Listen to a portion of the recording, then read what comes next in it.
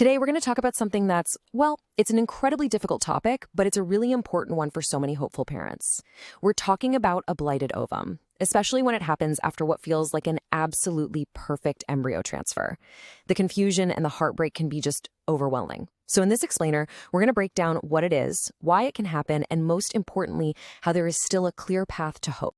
You know, the journey to parenthood, especially through IVF or surrogacy, is just this roller coaster of high hopes and, let's be honest, deep anxieties. But what happens when every single sign is pointing to success, only to have the rug pulled out from under you with devastating news? That feeling, that's the emotional whiplash we're going to explore. This is the phrase we hear so often. It's what so many intended parents feel right at the beginning. It's a sentence just packed with optimism, right?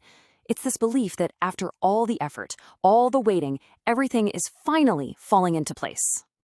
And you can see why there's so much hope. I mean, you've got a top-grade embryo, the best of the best. The transfer itself goes off without a hitch, just completely smooth.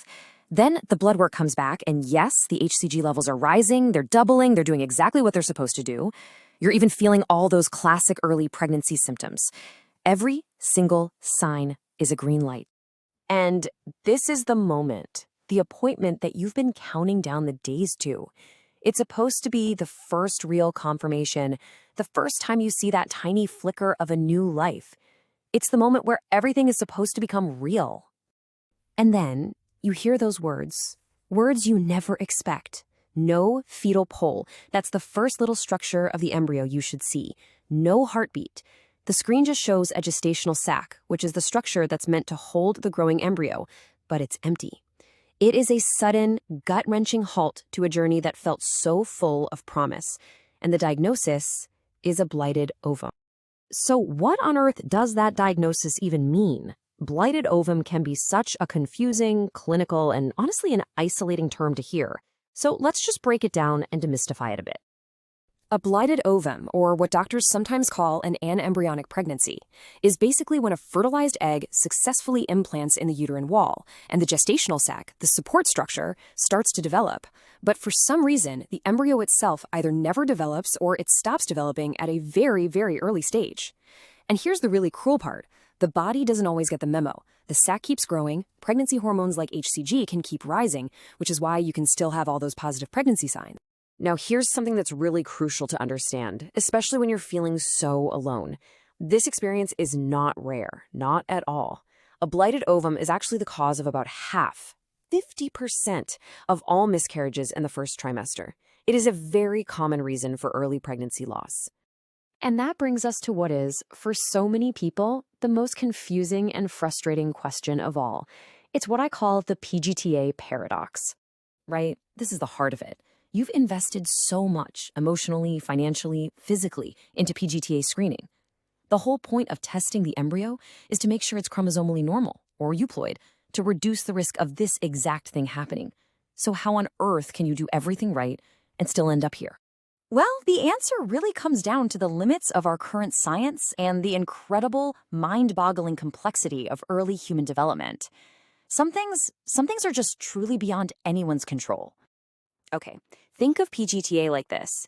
It's a brilliant tool that's fantastic at what it's designed for. It screens for the big stuff, major numerical issues, like having a whole extra chromosome. But it can't see everything. It might miss tiny, minor structural problems. And most importantly, PGT-A is a snapshot in time. It can't predict what's going to happen after the transfer. The process of cells dividing and specializing is so complex that sometimes a random error just happens. It's a tool for risk reduction, not risk elimination. And it's not just that. There are other factors at play that are way beyond what PGT-A can screen for. You've got things like mitochondrial dysfunction, problems with the little energy powerhouses inside the cells. You can have epigenetic errors, which are issues with how genes get turned on and off. And sometimes it's just a completely random, unpredictable developmental hiccup in what was, by all accounts, a perfectly healthy embryo. So if you only take one single thing away from this whole explainer, please let it be this. This is not your fault. And if you're working with a wonderful surrogate, it is absolutely not her fault either. A blighted ovum is almost always caused by these complex biological events that nobody could have predicted or prevented. Nothing you did or didn't do caused this.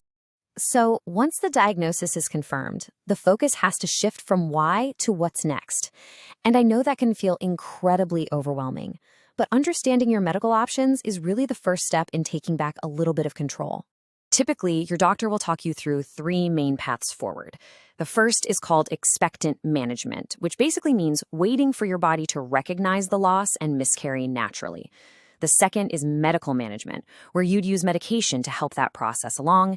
And the third is a surgical option, usually a procedure called a DNC, to remove the tissue from the uterus. There is no single right choice here. It's a deeply personal decision you'll make with your doctor. Navigating this kind of loss is just, it's incredibly painful. But it is so vital to remember that this is very often a detour, not a dead end. And this is where we can start to find hope again. Let's circle all the way back to that real life story we started with. The intended parents and their surrogate who had the perfect PGT-A embryo, the rising HCG, and then that devastating 6-week ultrasound. After they all took the time they needed, and this is so important, to heal, both physically and emotionally, they decided they were ready to try again. They moved forward with another transfer, with another PGT-A tested embryo, and this time, it worked. A beautiful, healthy baby was born. Their story is just such a powerful reminder of the truth here. While an experience like this is a real loss and a real form of grief, it does not mean your journey is over. So many intended parents who go through the pain of a blighted ovum go on to have a healthy, successful pregnancy. So I want to leave you with a question, a way to maybe reframe this incredibly difficult experience. What if this heartbreaking, confusing moment isn't the end of your road to parenthood? What if it's just an unexpected, painful detour on the path that still leads you there? Hope is absolutely still alive.